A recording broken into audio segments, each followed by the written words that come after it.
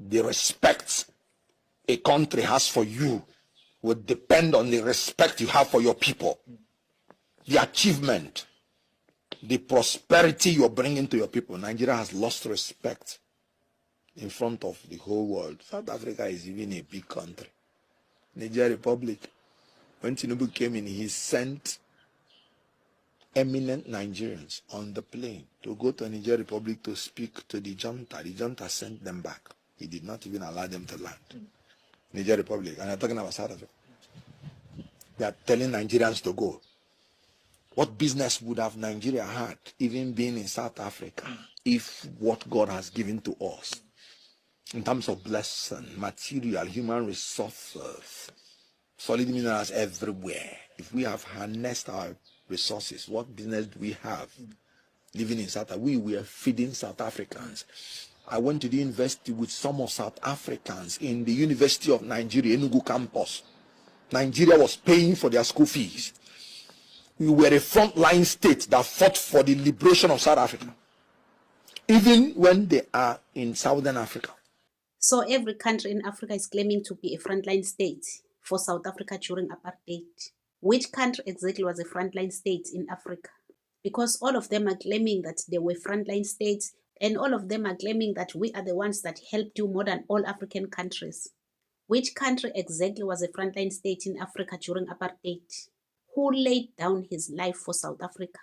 Who was in South Africa physically during apartheid from these African countries?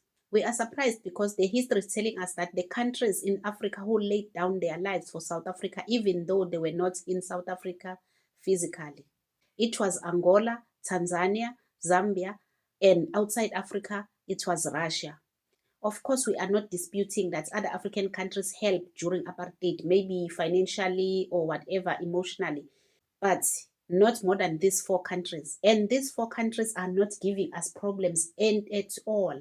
But these 4 countries are the countries we heard or we hear even today that they laid down their lives for South Africa, even though they were not in South Africa physically. But those are the countries. These people. And the sad part is these 4 countries, not even one of them is blackmailing South Africa for the help they rendered South Africa during apartheid. We hear people from far, each and every day, they are reminding us about the help they rendered during apartheid. It's like a broken record now because each and every speech, we helped you during apartheid, repeating one thing all the time in every speech. Each and every time they are on the podium speaking, wherever they are, whether social media or their meetings, we helped South Africa during apartheid. Does that give you the right to come and destroy the country? Because you rendered help, so you have a right to come and destroy that same country you helped. Is South Africa the only country that was helped by other African countries? And we've been saying this, we've never been in your countries. We were here in South Africa fighting the same apartheid physically. Some of us, we've never been even in Nigeria or Zimbabwe. Even during apartheid, we were here in South Africa fighting apartheid. We've never been in your countries to hide there. It was politicians, it was our leaders. They ran away, they left us here. We fought. People were unalived. It was so bad for us as South Africans. Don't tell us about Thabo Mandela, about Thabo Mbeki, ukuthi they came to your country, they studied there. We've never been there. We've never studied in Nigeria, Zimbabwe, wherever. We are always here in South Africa, no matter how bad the situation is in our country, but we remain here and we fight. And now you come from nowhere, you are busy emotional blackmailing us, you are forcing us to stop our protest. It's our right to protest in our country. You will never stop us from doing that. If you know your people are not safe in South Africa, if you feel you have to take them back home, just do it peacefully. Because you see they are not happy, they are not, just take them back and leave South Africans alone. And now, because of leaders like Tinubu that have, made Nigeria to come to 0 level, now Nigeria is being insulted by everybody, including South Africa. What do you have to say on this? What do you say to South African compared to our brothers in South Africa, the government of South Africa? Because the government of South Africa should stop that nonsense. They want to visit their incompetence in managing the affairs of the country, they want to shift the blame as if it is foreigners. Foreigners that, let me tell you, when apartheid ended, they were pleading for Nigerian men because they lost a lot of men. And they will say, if you come, if you marry any of our daughters, we'll give citizenship outrightly. They were lobbying Nigerians to come to South Africa. That I know, because I went to South Africa. They were treating us so well, because they said, because of the apartheid, they've discovered that their men have developed inferiority complex to the whites. But Nigerians have this confidence. They don't have this complex. So when they come into South Africa, our brothers, as in the black brothers in South Africa, will be learning from them and seeing how free people reason. They were encouraging Nigerians to come. Unfortunately, as you can see, when they cannot manage their economy, poverty brings in a whole lot of distress. So South African government once begged Nigerian men to come and marry South African women. I've never heard about that in history. Yo, guys, there's a lot we don't know in this country. Let me know on the comment section, guys, if you know anything about this information. They should stop that nonsense. South Africa, look at our beautiful country. This is Addis Ababa, the capital city of Africa and Ethiopia. You beating our people? You think we don't have a land? You don't have a system, government? Look at our city, our beautiful country. You're beating us? We helped you during the apartheid movement. When you were beaten, when you were down, our leader Haile Selassie, Emperor Haile Selassie, the first trained your leader, iconic leader Mandela. We saved you. Now you are beating your fellow black Ethiopians. Shame on you. Black people all over the world. Look at South Africa. What they are doing to their fellow black brothers and sisters. Look, we have government, we have enough land, we have history, we have a proud people of the world. Look, history is writing.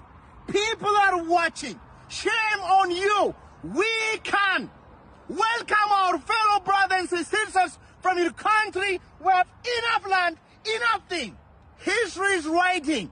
Be careful. Tomorrow, you don't know where you are going. Beating your brothers will let you end in that situation, dreadful situation. Don't forget your past. Don't forget the apartheid movement. Your brothers, love them, serve them, help them. You are one. How can we help people who are having everything in their country? This person is exposing his fellow Ethiopians who are in South Africa, lying, calling themselves refugees, asylum seekers. So Ethiopia is functioning very well. Our government, shame. But we've never seen you guys making videos condemning them for what they are doing in South Africa, especially Ethiopians. After unaliving our children, you are here fighting us that we are beating them up. What about our children? You don't know what they did to our children. Why are you not posting this kind of videos if you hear that children are being unalived in South Africa by the tuck shops of Ethiopians? Well, that has been the concern of many governments in Africa, considering the role that different countries played in the fight against apartheid. Nigeria, for example, the resources that we place at their disposal in the fight against apartheid, providing scholarship for their nationals, providing our passport for them to move freely in the world, as the case may be. If the government is seen as being complicit, definitely it will not be accepted. What we are insisting is that, for example, the Operation Dudula and also the March for March, all those groups that have been led by different persons. One of these groups is led by even the daughter of the former president Zuma, Jacinta'S. We want to be seeing those leaders being prosecuted, being stopped from carrying out these derogatory remarks and threatening other African nationals in the streets of either Pretoria, Cape Town, Johannesburg, or other major cities in the country. We want the government not just making statements, but we need practical action. That is what Africa wants now from South Africa.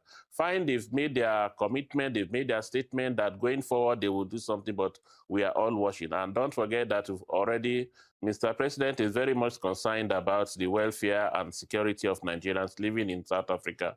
So we are monitoring the development closely. Okay, Ambassador Ibiemfa, any latest update on the repatriation of Nigerians from South Africa?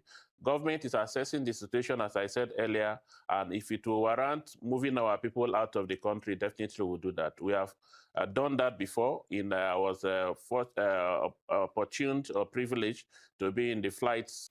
A Nigerian president is very concerned about the lives of Nigerians in South Africa.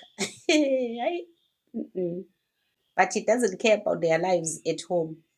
Why did these Nigerians run away from Nigeria if the government or the president is concerned about their lives? Why is he concerned about their lives when they are already in another country? Unfortunately, they will praise him for this. If the situation, the tension increases, definitely evacuation will be the way forward. But if things subsidize as they are going, maybe we might not end up evacuating because of remedial efforts on the part of the South African authorities.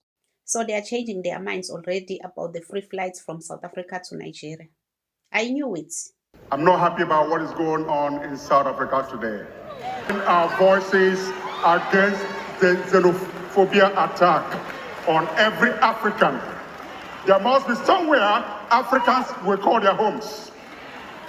We are not happy about what is happening in South Africa, and we stand on this road, and everybody should lend his or her voice that we as Africans cannot be running from Africa. Thank you very much, and God bless you. I just wanted to take a few steps back to something you said about how Nigeria helped South Africa. And I've heard this in some South African circles, that they do acknowledge all of the help, that the rest of Africa provided during the time of the apartheid. But they also wonder, for how long will the rest of Africa hold this above their heads, and ask them to be grateful? And what does gratitude look like? Does it involve them opening their borders to everyone who wants to come into South Africa? There should be rules to follow, is what they're saying. She doesn't deserve to be one of them. So guys, thank you so much for watching. Don't forget to subscribe, to like and share the video. Love you guys. Bye.